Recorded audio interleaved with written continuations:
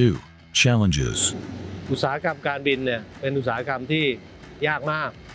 We need to transform. เราก็จะปรับปรุงข้างในใหม่ทั้งหมดไม่ใช่เฉพาะเก้าอี้แต่ข้างในลุคแอนด์ฟีล To fly high again. การเป็นหับได้คุณต้องมีอย่างน้อย2 สิ่ง What brought Thai Airways back to greatness? Thai Airways cleared for takeoff. เหตุการณ์เนี้ยเป็นบททดสอบว่าของจริงเปล่า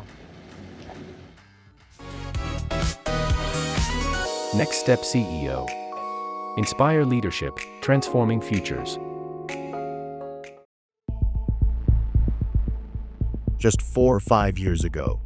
Thai Airways is being compared to a patient in the ICU. Many believe that the airline was about to close its doors, as massive debt collided with a pandemic that brought the world to a standstill. Today, this patient is not just recovering, it's ready to compete globally once again.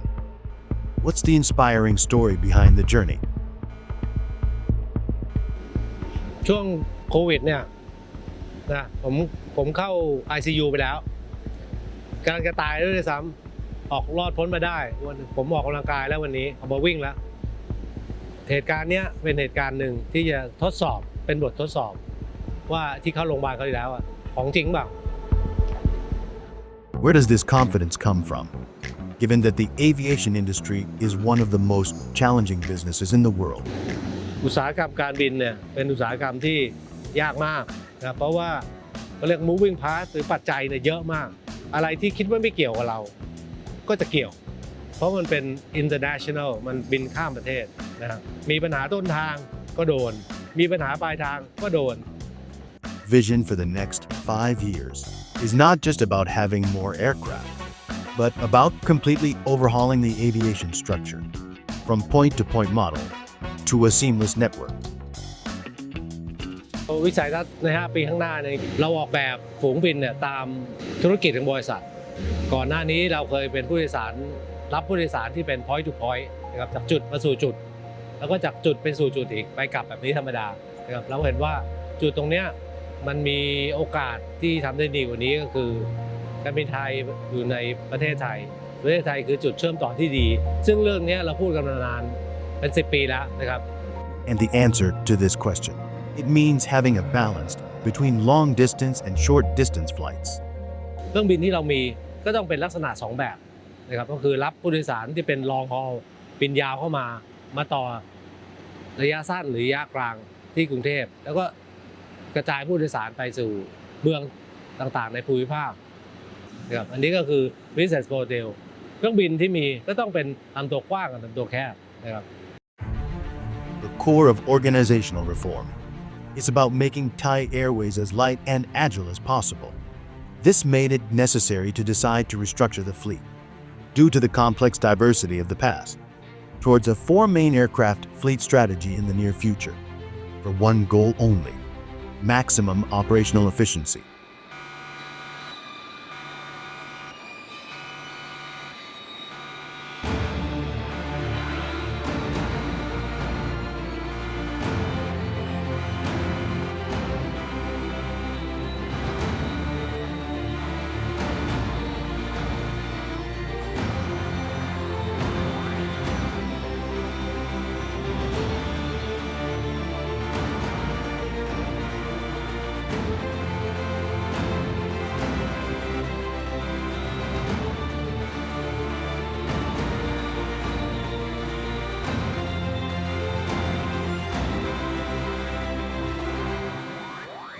ใน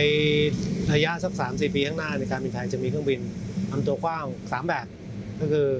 Boeing 777 300ER ซึ่งเป็นเครื่องเดิมของเราแต่กำลังจะไปทำให้ตัวฟิตข้างในใหม่แบบที่2คือ Boeing 787 นะครับของเดิมก็มีอยู่เดี๋ยวจะเพิ่มเข้ามาที่เราไปจัดหาเพิ่มเติมไว้45บวกกับออปชั่นเพิ่มเติมครับกลุ่มที่3คือ Airbus 350-900นะครับที่เรามีอยู่วันนี้23 ลำนะครับทั้ง3ฝูงเนี่ยคือลำตัวกว้างมาบวกกับตัว Airbus 321 neo ซึ่งเป็นแบบใหม่ของ Airbus ลำตัวแคบนะครับ Fleet reform towards 4 main models is about laying the foundation for maximum efficiency due to the complexity of the past, towards an agile structure for sustainable competitiveness on the global stage. The Boeing 777-300ER, the flagship model of long-haul routes, with plans to retrofit the cabin of 14 aircraft, both the seating and the entertainment system, delivering a consistent premium intercontinental experience. Next up is the Boeing 787 Dreamliner. A total of 45 Boeing 787 will enter the fleet. A new fleet of aircraft emphasizing flexibility, designed to meet the needs of diverse markets, helping Thai Airways expand routes and flexibly match global demand. The Airbus A350-900 is a long-haul aircraft optimized for efficiency, with its high performance and cost-efficient maintenance. It is a key force that provides stability to Thai Airways' global flight network. And a missing piece of the puzzle, the Airbus A321neo. 32 Airbus A321neo are being gradually introduced into service. The powerful narrow-body aircraft, a hub connecting regional passengers to Bangkok, driving the aviation hub strategy to completion. Operating just 4 aircraft type helps reduce operational complexity, spare parts inventory requirements, and enhance personnel skills. It all leads to one goal, to become a leading airline with international standards. ทั้งหมดเนี่ยก็จะเป็น 4 แบบของเครื่องบินที่เราจะมีในอนาคตนะครับเพื่อทำให้ต้นทุนการบริหารจัดการประสบการณ์ลูกค้าดีขึ้น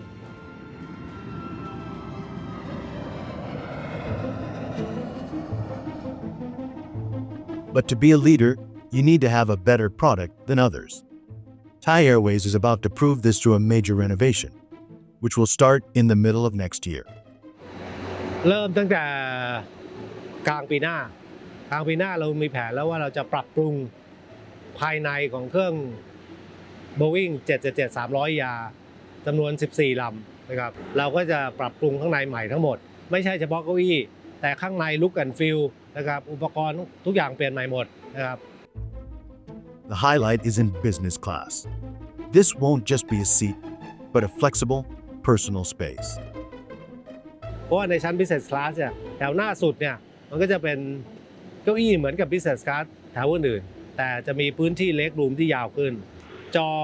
ข้างหลังก็24 นิ้วข้างหน้าก็จะเป็น32 นิ้วนะครับทุกที่นั่งจะมีประตู privacy door หมด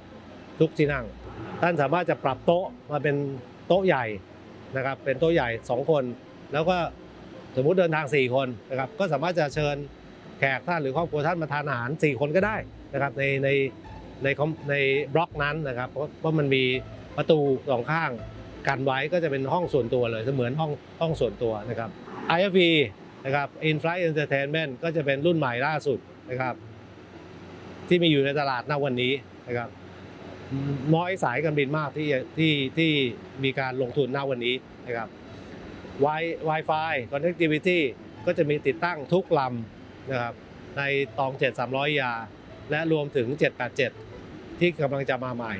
350 ในอนาคตก็จะมี Wi-Fi แต่ฟีดแรกที่จะเริ่มเนี่ยก็คือตัวตอง 7-300 ถัดไปนะครับก็คือเครื่องบินฝูง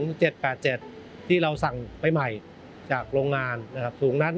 ก็จะมาพร้อมกับเก้าอี้และสิ่งอำนวยความสะดวกที่เหมือนกับฝูง 777-300 เหมือนกันเลยนะครับ350 ในอนาคตที่จะทำต่อไปก็จะเหมือนกันอีกเพราะนั้นแปลว่าเครื่องบินในฝูงการบินไทยทั้งหมดลำตัวกว้างเนี่ยจะมีผลิตภัณฑ์ที่เหมือนกันซีตติ้งเหมือนกันการจัดผังที่นั่งก็ใกล้เคียงกันนะครับเพราะฉะนั้นเวลาผู้โดยสารขึ้นมาก็จะเจอประสบการณ์เดียวกันไม่ต้องงงว่าเวลาขึ้นไปที่เสียบชาร์จอยู่ตรงไหนปรับปุ่มนอนตรงไหนไม่มีครับจะเหมือนกันหมดทุกลำนะครับอีกสิ่งหนึ่งที่ผู้โดยสารได้ก็คือข้างในจะเป็นบูธแอนด์โทนใหม่นะครับจะดูทันสมัยมากขึ้นจะดูลักชัวรี่มากขึ้นนะครับแล้วก็จะมีบาร์เล็กๆนะครับให้ผู้โดยสารสามารถจะเซลฟ์เซอร์วิสตัวเองได้นะครับอันนี้เป็นภาพกว้างๆของผลิตภัณฑ์ที่ทางผู้โดยสารจะได้สัมผัสนะครับในกลางปีหน้าลำแรกครับ amidst fierce competition in Asian skies. Thai Airways has deployed a new generation of hunters, the Airbus A321neo fleet. It's not just a new aircraft, it's a crucial piece of the puzzle, designed to overcome the limitations of narrow-body aircraft in the past, with innovations that redefine short-haul flight, making it more powerful than ever. The key starts with the Airspace XL bin system, a revolutionary way to store your bag, using a vertical loading design, placing them upright like books on a shelf, increasing up to 40% of capacity, with an average of 4 bags per compartment. กับเครื่อง 321 neo นะครับที่เรานำเข้ามาในฝูงการบินไทยล่าสุดเนี่ยวันนี้เข้ามาแล้ว4ลำนะครับเริ่มจากตัวเก้าอี้ Economy Class ก่อนแล้วกันนะครับจะเห็นได้ว่า Economy Class รุ่นนี้จะเป็นเก้าอี้ที่มีความบางแล้วก็มี curve นะครับมีรูปทรงที่เว้าเข้าไปตรงช่วงขาก็แปลว่าผู้โดยสารเวลานั่งเนี่ยก็จะมี leg room ระหว่างเข่าถึงผู้โดยสารท่านหน้าเนี่ยกว้างขึ้นนะครับอันนี้คือเก้าอี้รุ่นใหม่ของ Recaro นะครับจอนะครับจอก็เป็นระบบ Entertainment บนเครื่องบินนะครับมีขนาด13นิ้วมาตั้งอยู่ตรงหน้าท่านนะครับที่นั่งมีความสะดวกสบายนะครับกว้างนะครับแล้วก็ยาวกว่าด้วยเครื่องบิน 321 neo มีการออกแบบใหม่สามารถจะเก็บกระเป๋าแนวตั้งได้เขาเรียกว่าเก็บแบบ Air Space 4 ใบนะครับซึ่งเมื่อก่อนอาจจะใส่ได้แค่2 ใบ 3 ใบเต็มที่นะครับก็จะทำให้ผู้โดยสารสามารถจะเก็บกระเป๋าได้สะดวกสบายมากขึ้นอันนี้ก็เป็นฟีเจอร์ปกตินะครับแต่ผู้โดยสารอาจจะไม่ทราบนะครับผู้โดยสารนั่งแถวริมสุดเนี่ยท่านสามารถจะเอาพนักวางแขนขึ้นได้นะเพื่อความสะดวกสบายมากขึ้นกว้างมากขึ้นนะครับโดยเฉพาะคนนั่งริมทางเดินนะในตัว Economy Class นะครับเราจะมีที่ชาร์จมือถือให้นะครับเป็น Type C นะอยู่ข้างหน้าจอนะท่านสามารถจะเสียบได้รวมถึงตัวหน้าจอเนี่ยถ้าเป็นเมื่อก่อนนะครับเราสายการบินก็ต้องแจกหูฟังแล้วเสียบสายแต่วันนี้ท่านมีทางเลือกเราก็ยังแจกหูฟังที่เสียบสายให้มีช่องเสียบให้ข้างหน้านะครับแต่วันนี้ท่านสามารถจะใช้หูฟังของท่านเอง Connect เป็นบลูทูธกับจอของท่านได้ก็จะทำให้ท่านสามารถจะฟังนะครับดูหนังฟังเพลงได้ด้วยหูฟังของท่านเองนะคุณภาพก็จะดีขึ้นนะครับแล้วก็มีความเป็นส่วนตัวมากขึ้นถัดมาตรงนี้ก็คือ Business Class นะครับ Business Class ของการบินไทยจะเรียงแบบ2-1-2-1-2นะครับจะเห็นมีความแตกต่างใน Business Class ก็คือจะมี2รูปแบบที่นั่งคู่กับแบบที่นั่งเดี่ยวนะครับที่นั่งคู่เนี่ยถ้าเดินทางมาด้วยกันก็จะมีความสะดวกสบายสามารถจะมีปฏิสัมพันธ์กันได้นะครับที่นั่งเดี่ยวเหมาะกับผู้โดยสารที่เดินทางเดี่ยวนะครับซึ่งมีความเป็นส่วนตัวสูงมากภาษาเทคนิคเขาเรียกว่า throne seat นะครับ throne seat คือมันเป็นบัลลังก์นะมีที่วางของให้ทั้ง2ฝั่งนะครับรวมถึงมีที่เก็บของให้ตรงนี้เป็นส่วนตัวนะครับซึ่งกว้างมากนะครับกว้างมากมีกระจกให้นะครับที่ชาร์จอุปกรณ์สื่อสารนะครับมีให้หมดนะไม่ว่าจะเป็น AC power หรือเป็น USB มีให้พร้อมจอก็เช่นเดียวกันก็เหมือนกับใน Economy Class นะครับสามารถจะต่อบลูทูธได้นะครับแต่จอจะมีขนาดใหญ่ขึ้นนะครับแล้วก็ไหลลื่นนะครับทัชสกรีนไหลลื่นมากนะครับแตะแล้ววิ่งทันทีนะฮะทุกเก้าอี้ใน Business Class สามารถจะปรับเอนนอนได้180องศานะครับเดี๋ยวผมปรับให้ดู180องศานอน full เขาเรียกว่า full lie flat นะนอนได้ในกรณีที่ไฟล์กลางคืนหรือท่านจะอยากพักผ่อนนะครับตรงนี้นะครับเห็นว่ามันเป็นเก้าอี้ที่มีพนักพิงแขนอยู่ข้างๆท่านก็สามารถจะปรับลงไปนะครับเพื่อจะเพิ่มพื้นที่การนอนนะก็จะทำให้ท่านข้อศอกไม่ชนพนักวางแขนนะลุกขึ้นมาท่านอยากจะนั่งดูหนังฟังเพลงสบายๆท่านก็เอาเลื่อนพนักวางแขนกลับขึ้นมานะครับปรับได้ทุกหลายตำแหน่งนะครับไฟมีหมดนะครับที่เก็บของถ้านั่งคู่ที่เก็บของอาจจะน้อยกว่าที่นั่งเดี่ยวนะครับไลติ้งต่างๆเนี่ยเป็นไลติ้งรูปแบบล่าสุดของ Airbus คือเขาเรียกว่ารุ่น Airspace นะครับตรงข้างหน้าโฟเย่ที่เดินเข้ามาจากตัวเครื่องบินก็เช่นเดียวกันมีการ ดีไซน์ให้มีความเป็น Luxury ดูโปร่งดูสบายมากกว่า Airbus รุ่นเก่า This increased luggage capacity is not intended solely for convenience. It also helps make the boarding process smoother and faster, reduces congestion in the aisle, and provides a better travel experience from the very first step onto the plane. In terms of energy efficiency, the A321neo delivers a 20% improvement in fuel efficiency over the previous model. It helps reduce aerodynamic drag and operating costs, while extending the flight range to up to 6 hours. This enhances the potential and opportunities to become a regional hub in Asia, which is the fastest growing market in the world. แต่ระยะยาวเรานะครับ 2033 เราจะมีเครื่องบินทั้งหมดประมาณ 150 ลำ ทั้งลำตัวแคบและลำตัวกว้าง สัดส่วนของลำตัวแคบและลำตัวกว้างในประมาณสัก 30% จะเป็นลำตัวแคบ 70% จะเป็นลำตัวกว้างนะครับอันนี้เราเพิ่มสัดส่วนของลำตัวแคบขึ้นมา เพราะว่าอุตสาหกรรมการบินภูมิภาคที่มีการเจริญเติบโตสูงสุดก็คือในเอเชียแปซิฟิกนั่นคือเหตุผลว่าทำไมเราถึงนำลำตัวแคบเข้ามาเพิ่มในอัตราส่วนที่มากกว่าลำตัวกว้างนะครับ A new strategy under the leadership of Mr. Chine Em Siri is about transforming Bangkok from being just a destination to become a connecting hub, or the most powerful seamless connectivity point in the Asia-Pacific region. การเป็นหับได้คุณต้องมีอย่างน้อย2 สิ่ง คือสนามบินที่ดี และสายการบินที่ดี และใหญ่พอ มีตัวอย่างให้เราเห็นหลายๆที่แล้วนะครับผมว่าเราแทบจะไม่ต้องคิดใหม่เลยอาจจะคิดใหม่บางอย่างเช่นสิงคโปร์เป็นหับไหมเป็น Why Singapore? When the heart of Southeast Asia is here. Bangkok in the airspace battlefield. Winning isn't measured solely by the number of aircraft, but also by location. Bangkok is the most strategically perfect location for connecting Europe to the world's fastest growing markets, including the ASEAN. India, a rising superpower, and East Asian giants like China, Japan, and South Korea. ถามว่าไทยเป็นหับได้ไหม ได้ง่ายกว่าที่ผมพูดเมื่อกี้ เพราะเรามีฐานตลาดอยู่แล้ว คือผู้โดยสารที่เข้าออกประเทศไทยไปกับธรรมดา แต่หับคือการเดินทางเชื่อมต่อระหว่างประเทศ 1 มาต่อที่ประเทศไทยและไปประเทศที่2นะครับอันนี้คือโอกาสของประเทศไทยแล้วจะทำยังไง The key strategy is to change perspectives from being just a destination to becoming a home base, or a primary residence where a traveler can settle down to work, relax, and live in Thailand before they disperse to carry out missions in major cities across Asia, and they can travel back to Bangkok conveniently and quickly within a single day.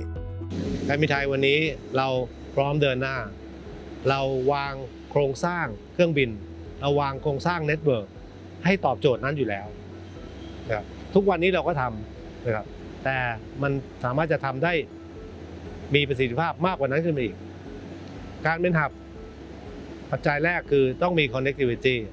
ต้องมีทางเลือกให้ผู้โดยสารเพื่อจะมาต่อเครื่องนะครับอันที่2ระยะเวลาในการต่อเครื่องต้องสั้นที่สุดเท่าที่เป็นไปได้เพื่ออะไรเพื่อจะให้ผู้โดยสารเนี่ยไม่มาใช้เวลาเสียเปล่าระหว่างรอเครื่อง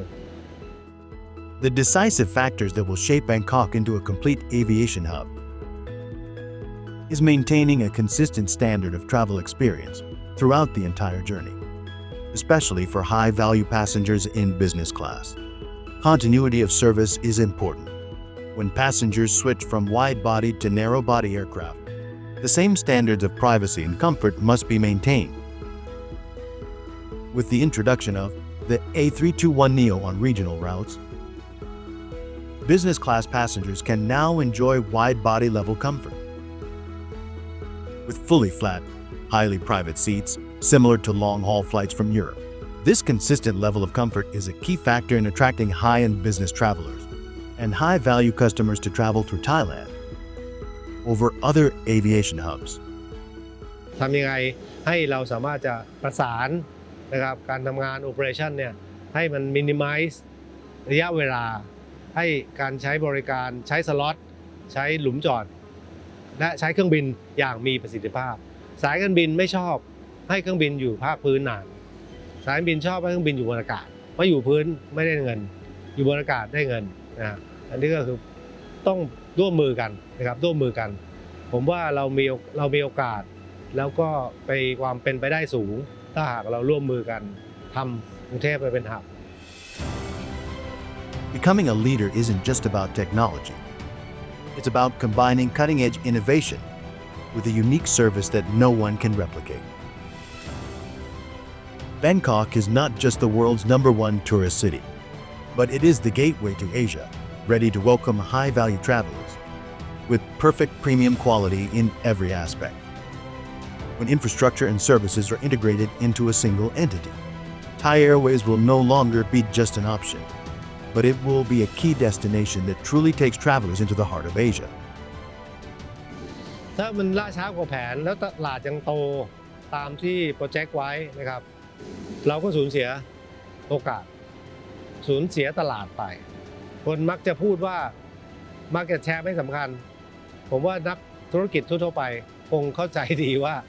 Market Share ยังไงก็มีส่วนสำคัญในการทำธุรกิจนะครับแน่นอนล่ะทั้ง Market Share และ Yield หรือรายได้ต่อหน่วยถ้าดีทั้งคู่เนี่ยโหมัน Perfect World นะครับแต่ทั้ง2ตัวเนี่ยมันต้องมาด้วยกันถ้าคุณมี Yield ดีราคาขายดีแต่ไม่มีของขายผมถามว่ารายได้มันจะมาไงฮะมันก็มาไม่ได้นะเพราะฉะนั้นมันต้องดู2อย่างคู่กันนะครับเราก็เทียบเคียงกับเพื่อนบ้านหรือเพื่อนฝูงที่อยู่ในสถาปัตยกรรมเดียวกันเพื่อนฝูงเนี่ยเวลาเขาอยู่ในสนามบินบ้านเขาเนี่ยเขาจะมีสัดส่วนการตลาดประมาณสัก 40-50% วันนี้การบินไทยมีประมาณ 20% ซึ่งมันต่ำมากมันต่ำเกินไปนะครับเราต้อง build capacity ตัวเองเพื่อจะเพิ่มรายได้จาก market share ที่สูงขึ้นนะครับ yield อีกเรื่องหนึ่ง yield เราก็ต้องรักษา yield maintain ราคาขายให้ได้มีโอกาสที่เห็นอยู่ว่าการบินไทยยังเล็กเกินไปในช่วงที่ผ่านมานะครับช่วงที่ผ่านมาก่อนโควิดเราเคยมีเครื่องบิน103 ลำนะครับลงต่ำสุดไปถึง50 กว่าลำวันนี้ขึ้นมาที่80 ลำและปลายปีนี้เราจะมีประมาณ102 ลำก็ใกล้เคียงกับก่อนโควิดนะครับใกล้เคียงก่อนโควิดแต่จำนวนโปรดักชันไม่เท่ากันนะ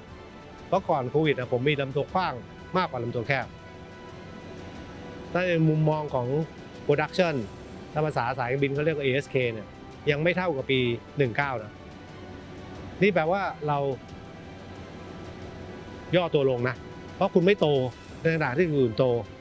ก็เล็กลงครับอันนี้คือเหตุผลว่าทำไมเราถึงต้องเมนเทนแล้วก็พยายามจะเพิ่ม market share ขึ้น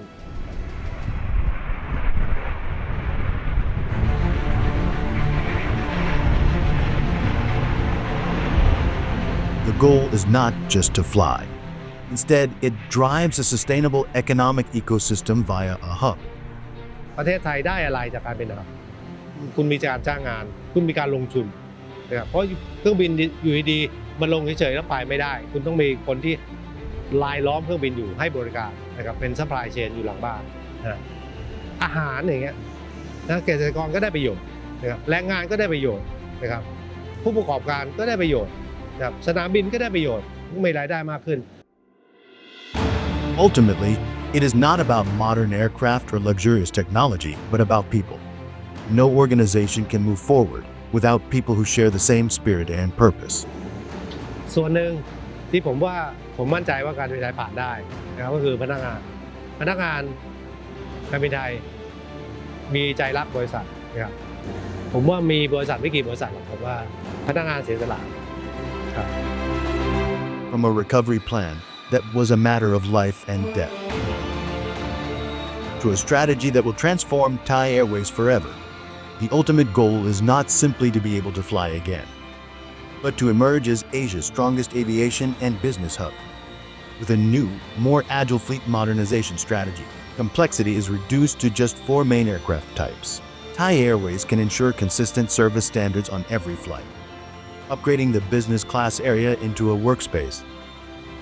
and delivering a seamless experience with premium service to attract investors from around the world to choose Thailand.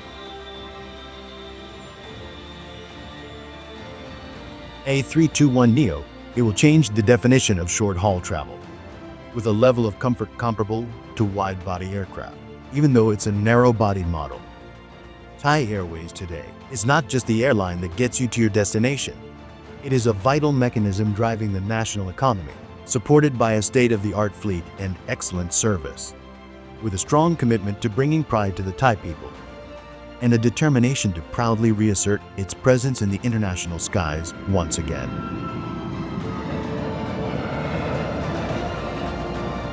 Next Step CEO. Inspire leadership, transforming futures.